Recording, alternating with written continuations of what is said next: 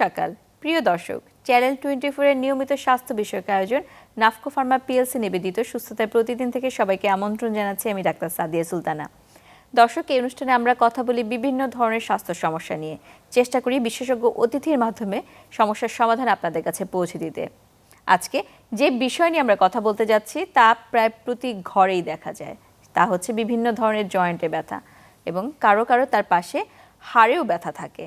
এগুলোর পিছনের কারণ কি, এই বিষয় নিয়ে আমরা আজকে কথা বলতে স্টুডিওতে আমন্ত্রণ জানিয়েছি আমাদের দেশের একজন প্রখ্যাত বাতরোগ বিশেষজ্ঞ। আমাদের সাথে আছেন ডাক্তার কামরুল হাসান সজীব, রিমাটোলজিস্ট কনসালটেন্ট হিসেবে বর্তমানে আছেন জাপান বাংলাদেশ ফ্রেন্ডশিপ হাসপাতালে। স্বাগত জানাচ্ছি আপনাকে আমাদের এই অনুষ্ঠানে। ধন্যবাদ আপনাকে আমাকে এই অনুষ্ঠানে কিছু বলার সুযোগ করে দেওয়ার জন্য। আমরা বাতরোগের কথা শুনি এবং বাতরোগ বলতেই জয়েন্টে ব্যথা, হাড়ে ব্যথা ইত্যাদি ইত্যাদি। তো এই যে জয়েন্টে ব্যথা, ইদানিং দেখা যায় সবারই জয়েন্টে ব্যথা, বাচ্চারাও বলছে, বড়রাও বলছে, যারা মধ্যবয়স্ক বয়স্ক সবাই বলছে। তো এই যে হঠাৎ করে এত ব্যথা হচ্ছে, ব্যথার পিছনে কি কোনো কারণ আছে যে কেন এই ব্যথা বেড়ে যাচ্ছে? আসলে ব্যথা নির্দিষ্ট কোনো কারণ যদি আমরা বলি ওইভাবে তো নির্দিষ্ট কারণ না, কিন্তু ইটস মাল্টিফ্যাক্টরিয়াল, যে আপনার যে কোনো ট্রমা থেকে শুরু করে মুভমেন্টে চলতেছে চলাফেরা, তার ব্যথা পাওয়া থেকে শুরু করে তার লাইফস্টাইল, যে আমি যে বসে আছি সেই বসার পজিশনটা কীরকম। এখনকার দেখা যায় মানুষের ডেস্ক ওয়ার্ক যারা করে তাদের দীর্ঘ সময় বসে থাকতে হয়, সেই পজিশনটা একটা ইম্পর্টেন্ট। মানুষ যে কাজটা করতেছে সেই কাজটাকে প্রপারলি করতেছে কিনা, বা তার মোটা হয়ে যাচ্ছে, ওবেসিটি যেটা আমরা বলি, তারপর আমরা যদি বলি স্মোকিং, এরকম মাল্টিপল ফ্যাক্টরের কারণেই আসলে এই ব্যথার প্রবণতা দিন দিন বেড়ে যাচ্ছে। তাছাড়া দেখা যাচ্ছে যে আমাদের রোদে শরীরের জেনারেল বডি এক মাঝে মাঝে বলে থাকি, দেখা যায় যে আমাদের রোদে বা সান এক্সপোজার কম হয় বা ভিটামিন ডি এর ডেফিসিয়েন্সি থাকে, সেক্ষেত্রে কিন্তু শারীরিক একটা ব্যথার একটা প্রবণতা থেকে যেতে পারে। তো এই যে আপনি বলছেন যে জীবনধারণ পদ্ধতি বা বয়সের একটা ব্যাপার আছে, বয়স নিয়ে একটু জানতে চাই। বাচ্চাদের ক্ষেত্রে তো এই ধরনের ব্যথা হয়, বাচ্চাদের ক্ষেত্রে কেন হতে পারে ব্যথা? বাচ্চাদের ক্ষেত্রে দুই ধরনের ব্যথা হতে পারে। একটা হলো বিনাইন, যেটাকে বলি আমরা পেশেন্টটা যখন একটা বাচ্চা যখন বড় হয় তখন কিন্তু যখন 6 থেকে বা 4 থেকে 10 বছর পর্যন্ত তার শরীরে একটু ব্যথার কথা বলে, যেটাকে আমরা বলি গ্রোয়িং পেন। পেশেন্ট বাচ্চা যখন বড় হতে থাকে তার একটা ব্যথার কথা বলে, এবং ব্যথাগুলো সাধারণত বলে সন্ধ্যার দিকে, বিকালবেলা খেলাধুলা করেছে সন্ধ্যা থেকে। আমরা অনেক সময় মনে করি যে বাচ্চারা সন্ধ্যার পরে আসছে, এখন পড়ালেখা করতে বসবে, ও হয়তো দুষ্টামির ছলে বলতেছে, বাট তখন কিন্তু সন্ধ্যার পরে এই ব্যথাটা হয় এবং কোনো জয়েন্টে স্পেসিফিক ব্যথা করবে না। সে বললো যে আমার পায়ে ব্যথা করে বা আমার হাতে ব্যথা করে, এইটা হলো গ্রোয়িং পেন। যদি কোনো জয়েন্টে স্পেসিফিক ব্যথা না হয়, কোনো জয়েন্ট যদি ফুলে না যায়, বা সকালবেলা ঘুম থেকে ওঠার পর ব্যথা বেড়ে যাচ্ছে, এরকম যদি না হয়, সাধারণত আমরা গ্রোয়িং পেনই বলে থাকি, এবং এটা 10 বছর পরে অটোমেটিক এটা ভালো হয়ে যায় আর কি। আরেকটা ব্যথা হলো যে আফটার 5 to 6 ইয়ার্সের পরে সাধারণত জেআইএ বলি আমরা, জুভেনাইল ইডিওপ্যাথিক আর্থ্রাইটিস, 16 বছর বয়স পর্যন্ত এটা হয়, এবং সেই ক্ষেত্রে পেশেন্টের কমপ্লেনটা থাকে যে জয়েন্ট ফুলে যাবে, গিরা ফুলে যাবে, গিরাতে প্রচণ্ড ব্যথা হবে, এবং সে বেশি বলবে যে সকালবেলা ঘুম থেকে ওঠার পরে তার পা ফেলতে বা হাঁটতে খুব কষ্ট হয়। এটাও কিন্তু দিন দিন বাড়তেছে। আচ্ছা, তো এই যে বাচ্চাদের যেমন এই ধরনের সমস্যা হচ্ছে, একটু বয়স্ক যারা বা বলবো এখন মধ্যবয়সী, অনেক ক্ষেত্রে ইয়াং যারা আছে তাদের ক্ষেত্রেও হয় বিভিন্ন ধরনের জয়েন্ট পেইন বা বাতের ব্যথা। এদের ক্ষেত্রে সাধারণত সবাইকে মিলে কি কি ধরনের ব্যথা আমাদের দেশে বেশি দেখা যায়? আচ্ছা, বাতের ব্যথার প্রবণতা যত বয়স বাড়তে থাকে তত বাড়তে থাকে। সাধারণত যদি আর্লি এজে যদি বাতের ব্যথার প্রবণতা হয় যে প্রতি 100 জনের 3 থেকে 4 জন, সেটা যদি আফটার এজ অফ 50-60-তে চলে যায় যে অ্যারাউন্ড 50%, মানে 100 জন পার্সনের ভিতরে 50% পিপলেরই কোথাও না কোথাও ব্যথা থাকে, হয় কোমরে ব্যথা, নয় ঘাড়ে ব্যথা, নয় হাঁটু ব্যথা। যদি আমরা প্রিভিলেন্স বলি যে কোন ব্যথার সবচেয়ে বেশি, আমরা দেখি যে কোমরে ব্যথার পরিমাণ সবচেয়ে বেশি, তারপর ঘাড়ে ব্যথা, তারপর হাঁটুতে ব্যথা, এই জয়েন্টগুলোতে ব্যথা। এবং আর্লি এইজে যদি আমরা বলি যে মেকানিক্যাল পেইন, পেশেন্ট খেলাধুলা করে বা পরে যে ব্যথা পায় সেটা হয়। আর ইনফ্লামেটরি পেইনের ভিতরে সবচেয়ে কমন হলো যেটা আমি বলেছিলাম যে জেআইএ, জুভেনাইল ইডিওপ্যাথিক আর্থ্রাইটিস, এবং যেটা আফটার 16 ইয়ার্স ওল্ড পরে সেটাকে আমরা বলি এসপিএ বা স্পন্ডালো আর্থ্রাইটিস। আচ্ছা, মিডল এজ টু ওল্ডার এজে কমন ব্যথা হলো আপনার রিমাটয়েড আর্থ্রাইটিস, আর ওদিকে হলো একটু যখন ওল্ডার এজে যাই তখন আমরা কমন পাই হলো অস্টিও আর্থ্রাইটিস।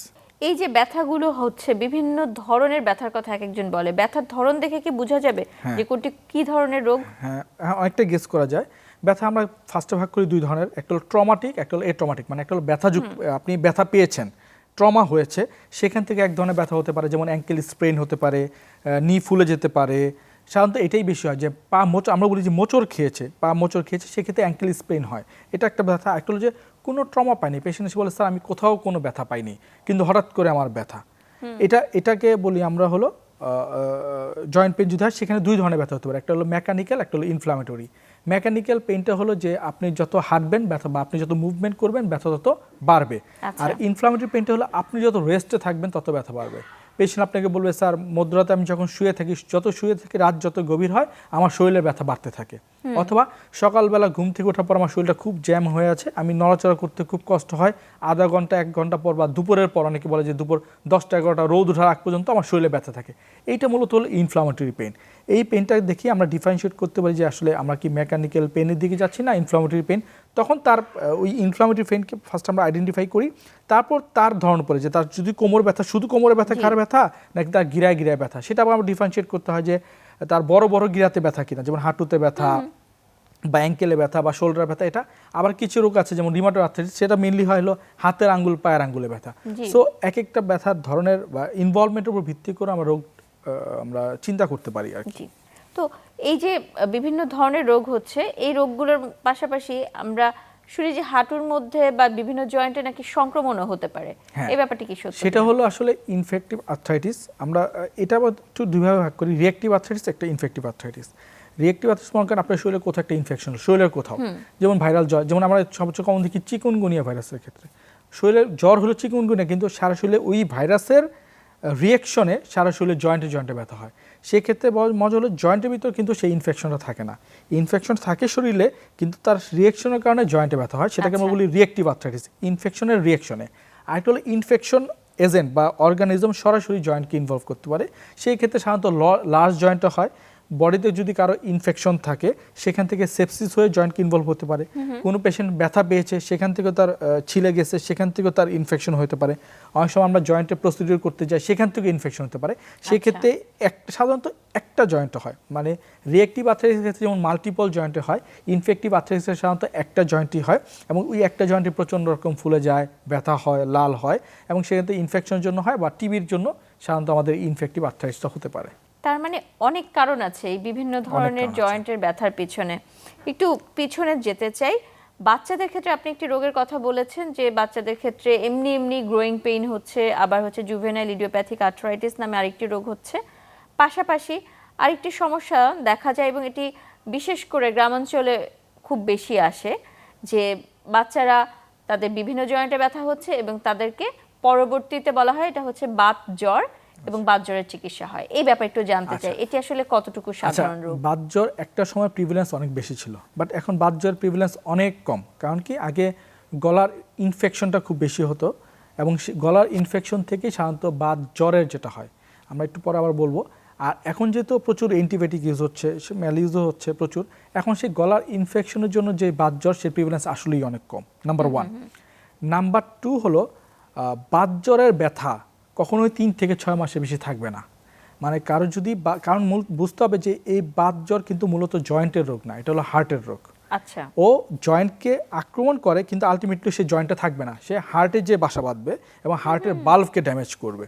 সো মনে রাখতে হবে যে বাত জ্বর আর ডিজিজ অফ কার্ডিয়াক, হার্টের রোগ, কখনোই জয়েন্ট রোগ না। হ্যাঁ, তার একটা প্রেজেন্টেশন, একটা সিমটম হলো তার জয়েন্টকে পেইন করবে, তার গিরা ব্যথা করবে, এবং সেটা 3 থেকে 6 মাস পর অটোমেটিক ভালো হয়ে যাবে। আপনি চিকিৎসা না করলেও জয়েন্ট পেইন ভালো হয়ে যাবে। কিন্তু কারোর ব্যথা যদি বলে যে তার 3-4 বছর ধরে ব্যথা, সেটা কখনোই আসলে বাত জ্বরের জন্য নয়, সেটা অবশ্যই সেটা অন্য কোনো বাত রোগের জন্য।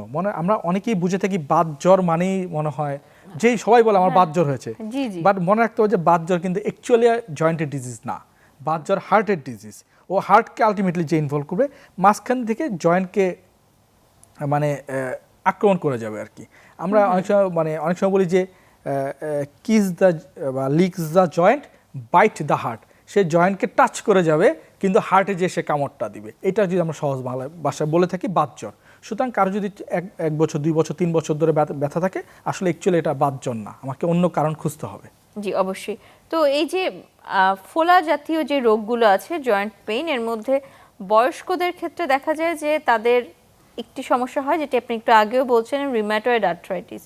এটি কি আসলে এতই মারাত্মক রোগ? মানে অনেকেই দেখা যায় যে বিভিন্ন ধরনের হাতে পায়ে একটু জয়েন্ট ডিফর্মড হয়ে আসছে। আসলে ব্যথাটাকে আমরা অনেক সময় নিরীহ গোছর মনে করি, যে একটু ব্যথাই তো হয়েছে, আর তো কিছু না। আমরা মনে করি যে একটা ব্যথার ওষুধ খেয়ে ফেলবো, ভালো হয়ে যাবে।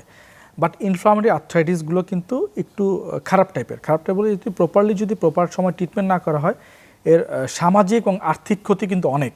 স্পেশালি যদি বলি আমরা রিউমাটয়েড আর্থ্রাইটিস কথা বলেছেন, সেটা সাধারণত মিডল এজ টু ওল্ডার এজদের হয়, ফিমেলদের বেশি হয়, এবং স্মল জয়েন্ট ছোট হাতের এবং পায়ের ছোট গিরাগুলোতে বেশি হয়।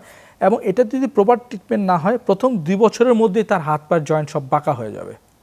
আচ্ছা, কেউ যদি প্রপার ট্রিটমেন্ট না পায় তার বা ট্রিটমেন্ট যদি না পায়, ও মেইন আক্রমণটাই করে প্রথম দিকে, এবং প্রথম 2 বছরের ভিতরে তার ব্যথাটাকে কি বলবে, আপনার হাত পা সব বাঁকা করে দেবে এবং আপনাকে ক্রিপেল, মানে বলতে পারেন যে আপনি কোনো কাজ করতে পারবেন না। সো এটা কিন্তু এত ভয়ঙ্কর হতে পারে।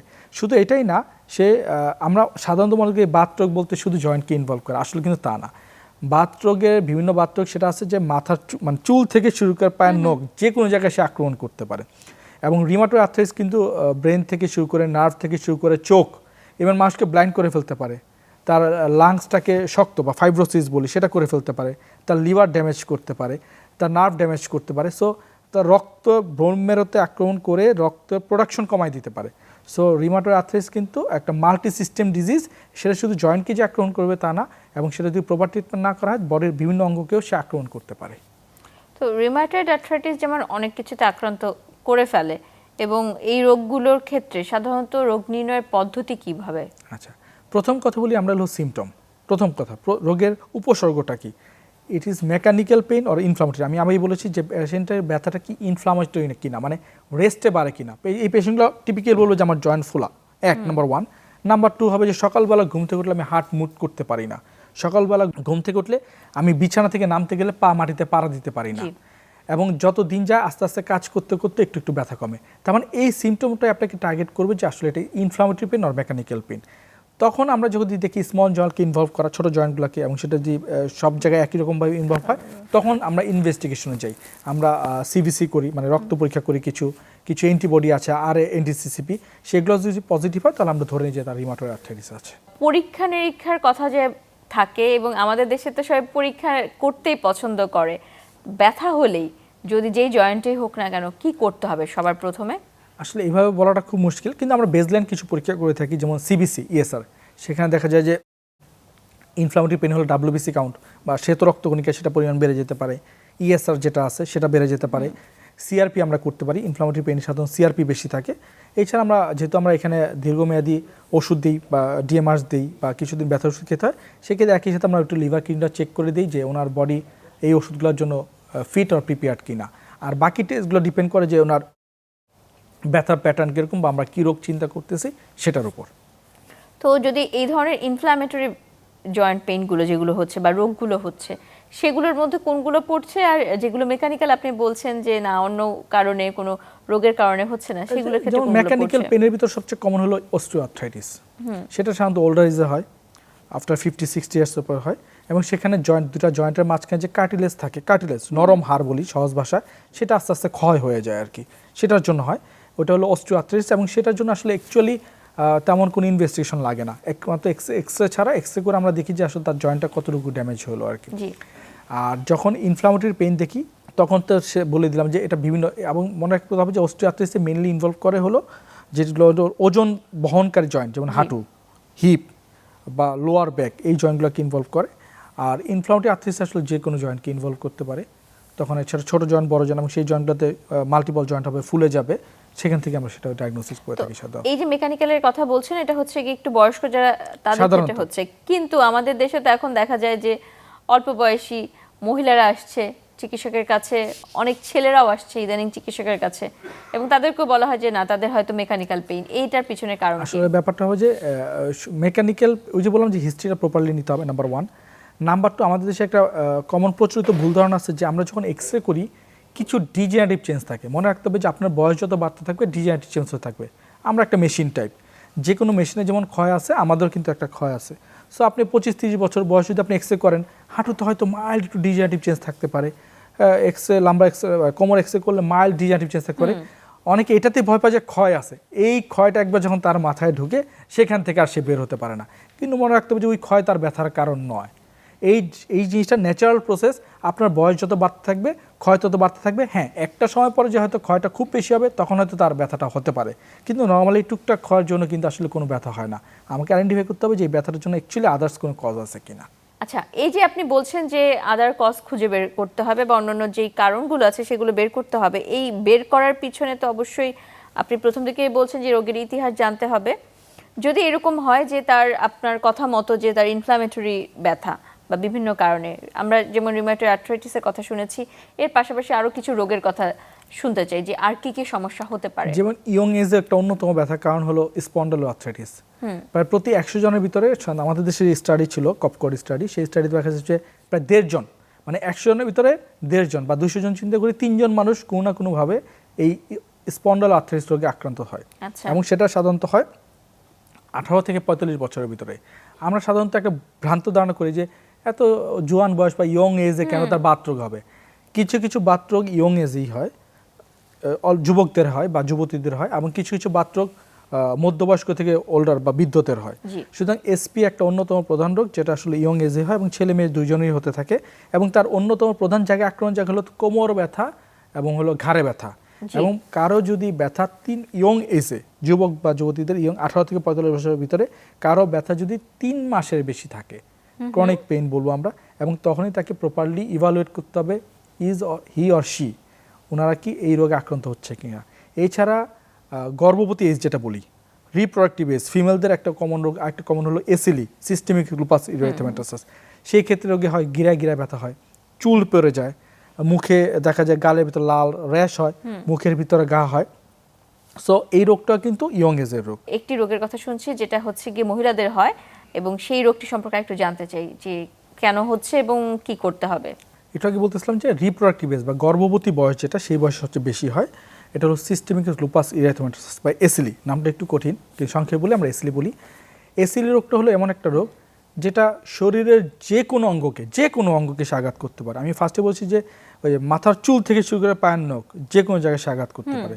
এই রোগে চুল পড়ে যেতে পারে, চোখে আক্রমণ হতে পারে, চোখে আক্রমণে সে ভীষণ লস হয়ে যেতে পারে সাডেন আক্রমণে, তার ব্রেনকে আক্রমণ করতে পারে, মুখে ঘা হয়, আপনার চামড়ায় র্যাশ হয়, সূর্যাঘাত থেকে র্যাশটা বেড়ে যায়, গিরায় গিরায় ব্যথা হয়, এবং সবচেয়ে এর ভিতরে অন্যতম যেটা যে হার্ট এবং কিডনিকে সে ইনভলভ করতে পারে। সো এই রোগটা সাধারণত এই বয়সে হয়, এবং বয়স যত বাড়তে থাকে এই রোগের প্রবণতা তত কমতে থাকে, এবং এই রোগটা হয় মূলত নারীদের। আমরা বলে থাকি 9:1, মানে প্রতি 10 জন রোগীর ভিতর 9 জন থাকবে মহিলা, 1 জন থাকবে পুরুষ। এই রোগটাই মূলত আসলে নারীদের রোগ মূলত আর কি। এবং এই রোগে শরীরের যে কোনো জায়গাকে আক্রমণ করতে পারে, এবং এই রোগটাকে আর্লি ডায়াগনোসিস করা এবং আর্লি ট্রিটমেন্ট না করলেও এই রোগে মৃত্যু ঝুঁকি বাড়ায় দেয়। মানে কিছু কিছু বাতরোগ আছে যারা আপনাকে মেরে ফেলবে না, কিন্তু আপনাকে ব্যথায় ভোগাবে, ক্রিপেল করবে, কিন্তু কিছু কিছু বাতরোগ আছে যারা মৃত্যু ঝুঁকি বাড়ায় দেয়। তার ভিতরে একটা অন্যতম রোগ কিন্তু এসিলি। প্রপারলি যদি তাকে আইডেন্টিফাই করা না হয় বা আর্লি ট্রিটমেন্ট না করা হয়, কিন্তু আপনার মৃত্যু ঝুঁকি বেড়ে যাবে। ধন্যবাদ। এই যে বিভিন্ন ধরনের বাতরোগগুলো হচ্ছে, বা রোগের ক্ষেত্রে চিকিৎসার একটা প্রধান অংশ হচ্ছে বিভিন্ন ধরনের ব্যথার ঔষধ, এবং অনেকেই যখন এই ব্যথার শুরু হয় তারা নিকটস্থ ফার্মেসি থেকে ব্যথার ওষুধ নিয়ে আসে এবং এগুলোই দিনের পর দিন খায়। এতে কি রোগের উপশম হবে নাকি রোগের কোনো ক্ষতি হওয়ার সম্ভাবনা আছে? প্রথম কথা যে আমি ফার্স্ট বলছি, আমরা সবাই মনে করি বা ব্যথাটাকে একটা নিরীহ গোচর মনে করি, কিন্তু সব নিরীহ না আর কি। সো যেমন রিউমাটয়েড আর্থ্রাইটিস বা এসিলির ক্ষেত্রে জয়েন্ট পেইন হবে, পেশেন্ট মনে করতেছে আমার একটু ব্যথাই তো আছে, আমি ফার্মেসি থেকে খেয়ে আসি। প্রথম মনে রাখতে হবে যে ব্যথার ওষুধ কিন্তু এই রোগের চিকিৎসা না, মূল চিকিৎসা না। আচ্ছা, ব্যথার ওষুধ আমরা দেই 2 সপ্তাহ, 3 সপ্তাহ, 4 সপ্তাহ, কিছু সমস্যার জন্য দেই ব্যথাটাকে কম রাখার জন্য, কিন্তু আমাদের মূল চিকিৎসা হলো রোগটাকে কন্ট্রোল করা, যেটাকে আমরা বলি ডিএমআরস, ডিজিজ মডিফাইং অ্যান্টিরিউমেটিক ড্রাগস। যে মূল কাজটা হলো ভিতর থেকে রোগটাকে কন্ট্রোল করবে, সেটা কিন্তু ব্যথার ওষুধ না। ডায়াবেটিসের ক্ষেত্রে যেমন ডায়াবেটিস ওষুধ খেতে হয়, প্রেশারের জন্য যেমন প্রেশার ওষুধ খেতে হয়, সেটা কি প্রেশারটাকে ভিতর থেকে নিয়ন্ত্রণ করে, ডায়াবেটিসটাকে ভিতর থেকে নিয়ন্ত্রণ করে। ঠিক এই রোগগুলোরও প্রত্যেকটা রোগেরই আলাদা করে কিছু ওষুধ আছে যেটা রোগটাকে কন্ট্রোল করবে, ব্যথাটাকে না। যখন রোগটা কন্ট্রোল করবে অটোমেটিক ব্যথা বা আদার সিমটমগুলো চলে যাবে। ইন দ্য মিন টাইম কিছুদিন হয়তো আমরা ব্যথার ওষুধ খাই, কিন্তু যারা ওই যে দিনের পর দিন ব্যথার ওষুধ খায় তাদের প্রবলেমটা হলো দুইটা। একটা হলো দিনের পর দিন একটানা ব্যথার ওষুধ খাওয়ার ফলে একটা কিডনির একটা এফেক্ট হওয়ার একটা ঝুঁকি থাকে, লিভারকে এফেক্ট করার একটা ঝুঁকি থাকে। আরেকটা হলো রোগটা আরও তীব্র হতে থাকে, কারণ রোগটাকে তো আমরা কন্ট্রোল করতে পারছি না, শুধু ব্যথার ওষুধ খেয়ে ব্যথাটাকে আমরা করতে পারছি, কিন্তু ভিতরের যে মেকানিজম, রোগের যে মেকানিজম, সে তো তার মতো করে চলছে। এবং এসব ক্ষেত্রে দেখা যায় পেশেন্ট যখন আমাদের কাছে আসে একটা তীব্রতর অবস্থায় আসে, রোগটা মারাত্মক আকার ধারণ করে আসে, সেক্ষেত্রে একই সাথে তার যেমন মৃত্যু ঝুঁকি বেড়ে যায়, তার আর্থিক ক্ষতিও কিন্তু বাড়ে, এবং দেখা যায় তখন চিকিৎসা খরচটাও অনেক গুণে বেড়ে যায়। তো তারপরেও তো এই ধরনের রোগীরা ওষুধ খাচ্ছে এবং তারা হয়তো অনেকে না বুঝে ওষুধ খাচ্ছে। এর মধ্যে একটা পাশাপাশি আরেকটি ওষুধ হচ্ছে ক্যালসিয়াম জাতীয় ঔষধ।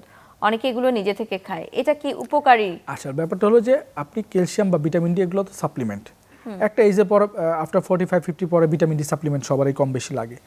এটা আপনি খেতে পারেন, উৎসাহ দেওয়ার কিছু নাই, অনুৎসাহ করা নাই, কিন্তু বয়স আফটার 45-50 ইয়ার্সের পর হয়তো আমরা উৎসাহ দিই, ঠিক আছে আপনি ভিটামিন ডি খেতে পারেন, কিন্তু এর সাথে যদি আপনি ন্যাচারাল ফ্রুটস খান, ফ্রুটস যেমন হলো দই খান, চিজ খান, দুধ খান, ডিম খান, তাতে কিন্তু এটা অনেকটা কাভার হয়ে যায়।